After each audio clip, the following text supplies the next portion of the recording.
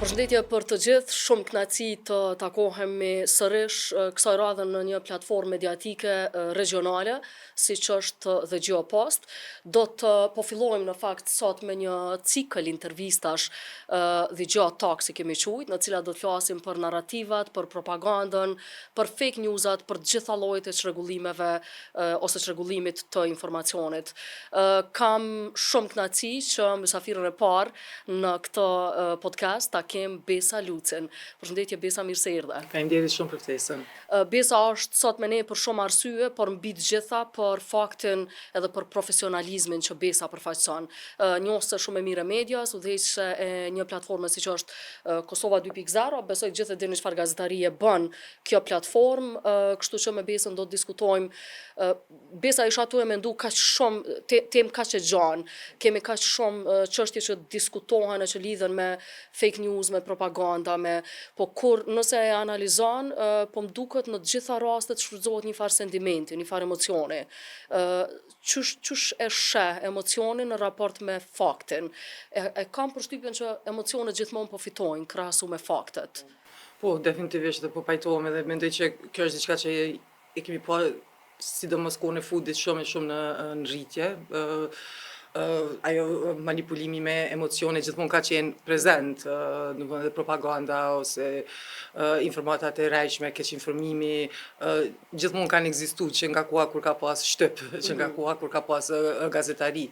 Po në dekadën e fundit, ndryshimi thelbësor, ndryshimi më i madh që ndodh, vjen si rezultat edhe i teknologjisë, edhe të faktit që shpërndarja e informacionit është bërë shumë e lehtë, edhe do me arrit tek njerëzit është bërë shumë e lehtë me anë të teknologjisë, edhe mendoj që aty e shohim edhe një si shpërthim të manipulimit me informacion, me propagandë, me keq informim, disinformim e me gjitha këto.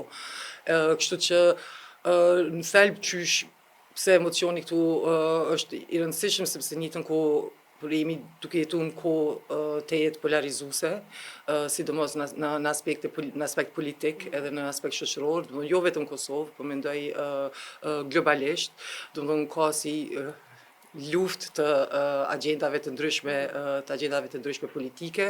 E cilat shtyhen duke i përdorur këto emocione të jashta. Po, definitivisht. Edhe domethënë edhe që vjen domethënë prej aktorëve politik, po një arsye sepse arrin me qenë atë suksesshme ka me bëu edhe me ato që manipulojnë me frikën ose me pasiguritë ekonomike edhe shoqërore të edhe kjo e bën Kosovën edhe rajonin një terren halama të përshtatshëm për propaganda edhe për narrativa të tilla. Po, definitivisht se mendoj që kur mungojnë çështje si mirëqenia ekonomike, mirëqenia sociale, pasiguria politike, atëherë ajo hapësira për manipulim, për propagandë në njëjtën kohë rritët, jo që rritët, po shfrytëzohet në fakt më shumë, qoftë prej aktorëve politik, po në njëjtën kohë edhe prej aktorëve të cilët kanë synime financiare, sepse nuk vjen gjithmonë veç nga politika, janë edhe aktorë që mundën me qenë individ ose mundën me qenë grupe të organizume, të cilët për qëllime financiare njëjtën kohë shtyjnë edhe promovojnë narrativa të tilla.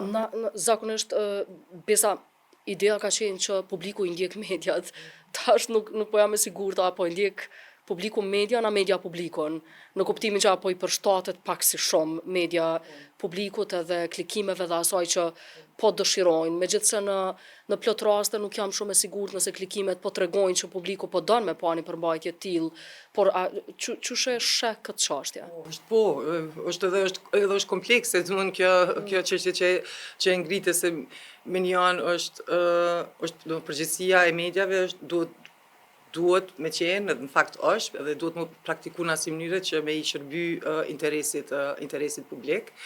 Ndërkohë përgjegjësia dhe qytetarëve është që me kërku llogaridhënie prej gazetarëve, prej mediave. Po çka ndodh, mendoj prapë kur flas në këtë kontekst të hovit teknologjik, është që modelet tradicionale të ekonomike të medjave njëjtën kohë kanë ndryshuar.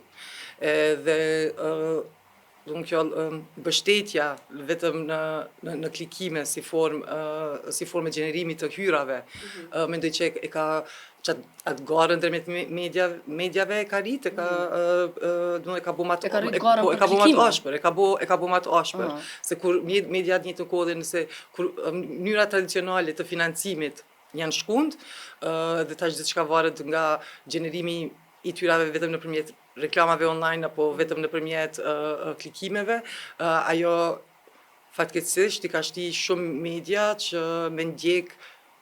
duke ndjek atë model biznesit si të vetme, njëtën kohë me i ulë standardet e raportimit, edhe me prodhu informacione dhe përmbajtje që mendojnë që është ma lehti klikueshëm, që është sensacional, që prapë kthehemi te ajo që e ngritë edhe më herët, e manipulimi i ndjenjave, emocioneve nëpërmjet krijimit të frikës njëjtën kohë, kështu që nuk mendoj që ka përgjigje cilën po e ndjek si ishte shumë të kujtohet na shembull momentalisht Besa, nëse po të kujtohet, se muj me marrë me mend që edhe mundet mos me të kujtu, kur një përmbajtje ka përmbajt emocionin brenda, nuk ka pas informacion të verifikum, por thjesht e njëjta është për hap kaq shumë, është besu kaq shumë. Tash do një shembull jam duke menduar nuk e di ndoshta po. Më kujtu ky rasti me çka kjo fantazma e Prishtinës për shembull.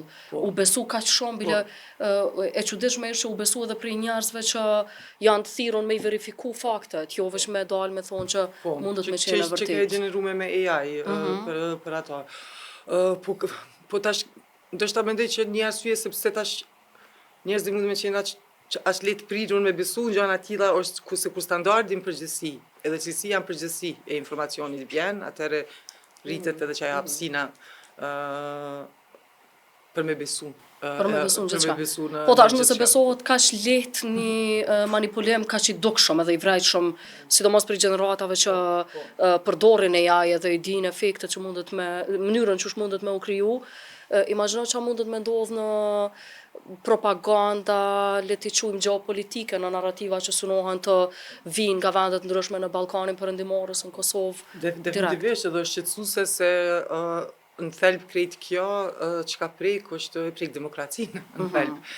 Se kur nuk kemi informacion cilësor të bazuar të mirëfillt mbi cilin qytetarët informohen edhe marrin vendime, atëherë në thelb ajo se çka rrezikohet është edhe vetë shoqëria, është edhe vetë demokracia, kështu që definitivisht mendoj që në këtë aspekt jemi duke jetu në kohra shumë të vështira, se kjo po ashtu pastaj do lidhet edhe me ato që e tha edhe ti që domethënë ajo vjen është duke ndodhur kjo po ndodh në nivele lokale, nivele nacionale, po edhe në nivele globale ku interesa gjeopolitike edhe luftra gjeopolitike ndërmjet fuqive të ndryshme janë shumë më të mëdha dhe janë shumë më të ashpra.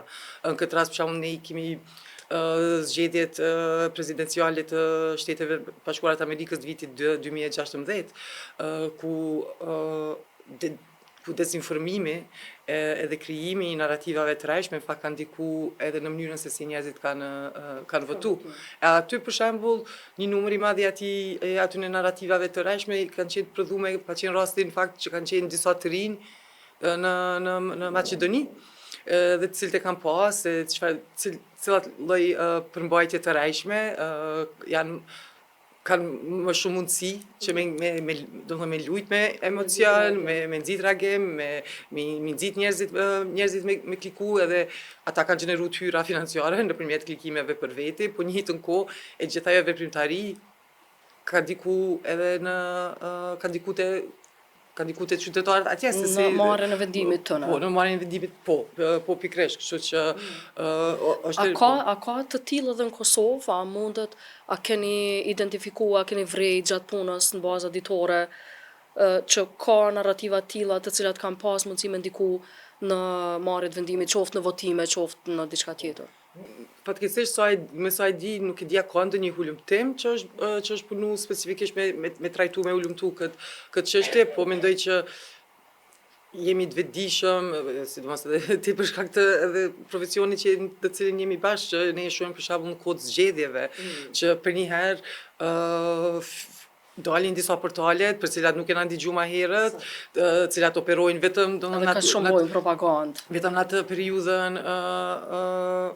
të fushatës, edhe tani zhduken. Edhe as nuk e din kush është, nuk ka emër, nuk ka adresë portali, ata e kamuflojnë gjithçka rreth vetës që me u dok që janë media, që janë portal. Po, kjo një problem tjetër që jo në të gjitha rastet qytetarët din me dallu cila është për një me media dhe çka është rrjet social ose çka është thjesht një postim i dikujt në. Definitivisht, mendoj edhe tani këtu dhe moshat ma të shtyra bin ma shumë prej, mendoj të informacioneve të tilla, sepse shumë shpesh ndigjon, po e kom lexuar në Facebook. Po nuk mundesh diçka me lexuar në Facebook, se dikush duhet me postu diçka në Facebook. Do me thonë, është edhe një akter tjetër. Ajo ideja që çka do e lexova, e pash titullin në Facebook. E marrin të mirëqen. Pikërisht, do të po duhesh me kliku, me hi, me këshyr, okay, kush është duke e prodhu këtë informacion? A ka informata për kush është redaksia, kush është pronari, kush është regjistruar, a është teksti me emër të gazetarit ose të gazetares apo jo? Do të thonë janë këto ato elemente të cilat duhemi me qenë vetëdijshëm që mi pa, po tash këtu na ndërlidh edhe me aspektin e edukimit medial, do të thonë që nuk ka mjaftueshëm, nuk është mjaftueshëm i zhvilluar, kështu që është problem. Cilat tema besa i prekin më shumë në emocione njerëzit të na, përveç nëse përmendet Serbia, nëse përmendet Vučići, nëse dikush lidhet eventualisht në një apo tjetër formë me narrativa të tilla të spionazhit ose ku e diun çka. A ka tema tjera që përdoren për emocionet njerëzve? Një mendoj që është kështu, njëra që kisha thonë që është ndoshta më dominante edhe Kosovë rajon, po në përgjithësi mendoj që është me tema që lidhen me çështje të identitetit. Edhe aty e shohim, do të thonë në mënyra se si përdoren sentimentet edhe emocionet për me kriju frikë, në momentin që akter, qoftë politik apo financiar dëshirojnë me kriju frikë, ata kapen në çështje të identitetit, edhe krijojnë grupime, ne edhe ata, të mirë edhe të këqenj. Edhe do thonë krijojnë ato Udahen me thikë, me vija. Po, edhe krijojnë çat polarizim, edhe kur ty si qytetar, do me thonë, tendenca është me ta kriju qatë ndjenjen e frikës, qëllimi i atyre narrativave ka me qenë që ty me të binë që ti je i mirë, e tjetri është i keq, edhe rreziku po të vjen prej tjetrit. Dhe na po të shpëtojmë prej këtij rreziku. Po, pikërisht, edhe do me thonë mënyra se çu funksionon është duke kriju ndarësi. Edhe që shtu funksionon në fakt gjithkohë, edhe në kontekst Evropës, do më thonë e shohim, ne jemi të mirë, migrant janë të këqij, do me thonë gjithmonë që ai polarizim. Njëjta që po ndodh edhe tani në Shtetet e Bashkuara të Amerikës. Në kontekst tonin, normalisht është, do më thonë, e shohim në fakt edhe në Serbi, që mendoj që ka shumë propagandë, shumë dezinformim, sepse kontrolli qeveritar i media është shumë i madh, edhe për shembull në Serbi e shohim kjo atasi se si pushteti Vučićit e arrin ato, do të thonë që na jemi tendenca me kriju atë idenë pothuajse që ata janë viktim të cilës pi bëhet diçka keq, edhe arrin do të thonë qatë narrativ me fuqizu në shoqërinë e Serbisë, me idenë që nëse na e ndërtojmë narrativin që ne jemi viktima, atëherë njerëzit mbledhen bashkë. Njerëzit dalin në anën e viktimës edhe na mbrojnë. A janë strategji këto besa? A i bojnë, do me thonë ulet dikosh, mbledhen do njerëz në zyrë, ulen edhe thonë hajde po lujna viktimën se na konvenon në qëtë situatë. Janë strategji politike, manipuluese normal, do me thonë këto, vinë prej, mendoj që janë pjesë e shumë qeverive të ndryshme në ato se... Për vendet të ndryshme të botës. Për vendet të ndryshme.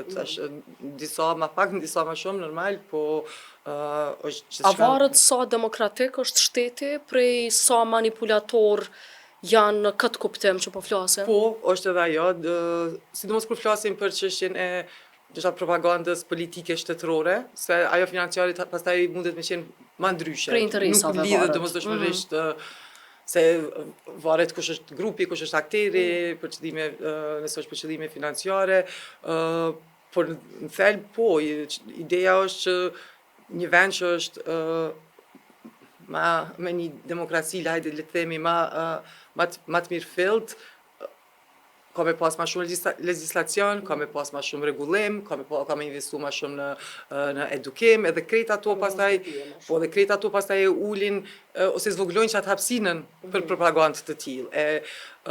Sa ma pak i ki këto të rregullume, qaq më e madhe edhe hapsina pastaj. Besa ti për shpejto ka shkon koha, i kemi shumë pak minuta në fond. Kosovo 2.0 vazhdon me përfaqësu gazetari të mirëfillt në kuptimin e burimeve, në kuptimin e kohës, qysh po ja dal? E dalim se mendoj që besojmë shumë në punën cilën e bojmë, e shohim si tepër të rëndësishme dhe ekipin, një ekip redaktorial që është fantastik, që punojnë shumë edhe mendoj që për shumicën prej nesh në redaksi, domethënë e shohim edhe si përgjithësi profesionin, dhe gjithmonë qëllimi jonë është qysh me prodhu përmbajtje që i zbërthen gjanat, i vendosin kontekst, i ndihmon qytetarëve mi kuptu, ngrit pyetjet që ndoshta po anashkalon, edhe mendoj që qasja jonë gazetareske gjithmonë niset prej asaj. Çka ka në krejt që zhvillim që ndoshta nuk po kuptohet si duhet, ose nuk po zbërthehet mjaftueshëm, nuk po spjegohet mjaftueshëm. Edhe mendoj që kjo është Që i ndihmon njerëzit madje me pa qatë pikturën e plot edhe të qartë. është Për aq sa mundemi, se jo gjithmonë edhe në gjitha rastet, ka raste kur edhe mendojmë që kemi pikturën e plot, po në fakt prap nuk e kemi, ose kemi ndaj puzzle që u imponu prej dikujt aty brenda. Gjithmonë ka, cilin do shkrim, cilin do publikim, gjithmonë ka ndonjë aspekt që nuk i membri me trajtu mjaftueshëm, dhe mendoj që që janë thelb është gastaria, me vazhdu me bo pyetje, edhe me vazhdu me hulumtu, edhe me vazhdu me vu në pik pyetje gjana, mos me i marrë kështu shumë të mirëqena, gjithçka që na thuhet edhe na servohet. Përndryshe e pash një së fundmi KMSHK-ja, Këshilli i Mediave të Shkruara të Kosovës, po besoj shumë me të drejtë, po e ka një farë fushate që ose është lajm ose është ran, nuk mundesh me thonë lajm i ran. Pajtona në fakt ka plot vite në përshtu diskutime, konferenca, panele, një të thëmë se është i bjesi oksimoron, domethënë nuk mund diçka me qenë edhe lajm, edhe i ram, se lajmin vetë definicionin e saj, domethënë është për me qenë lajm, do mi pas faktet. Po, edhe ne e dim si gazetare, do thonë si hulumtimi që shkon burimet, verifikimi, do thonë duhesh me kalu në për filtra profesionale në për standardet të caktume për me prodhu një informacion që e qunë në lajm. Kur diçka është e reme, ajo ka me qenë ose keq informim, ose desinformim, ose propagandë. Do më thoni, ka emrat e vetë, ajo që është e reme. Vesh lajm nuk shuhet. Po, lajm nuk mundet mu qujtë, edhe fakt ka pas edhe në kontekst, nëse s'gaboj, a ka qenë në kontekst të UNESCO-s, apo nuk e di, para disa viteve, po kështu në rrethe profesionale gazetareske që është avoku që mos me e përdor termin lajm i rem, sepse i bën vetëm ma shumë dam gazetarisë, do të thonë, lajmi është lajm dhe duhet me ekzistu si i tillë. Diçka që nuk është e vërtet, mund me qenë e pahirshme, mund me qenë pa djeni, keq informimi, po dezinformimi është i qëllimshëm, njëjtë është dhe propaganda e qëllimshme. Do të thonë, ekzistojnë termet për se cilën veç e veç. Do më thonë shumë mirë që ta dim, ose lajm ose ran, fjala ma e mirë edhe ma e kuptueshme. Besa, faleminderit shumë, shumë kënaqësi me bisedu me ty për një temë kaq të rëndësishme. Faleminderit shumë njëjtë edhe për mua, faleminderit që më ke ftuar në emision. Ka qenë kënaqësi, faleminderit, miru takofshim në episodin e radhës.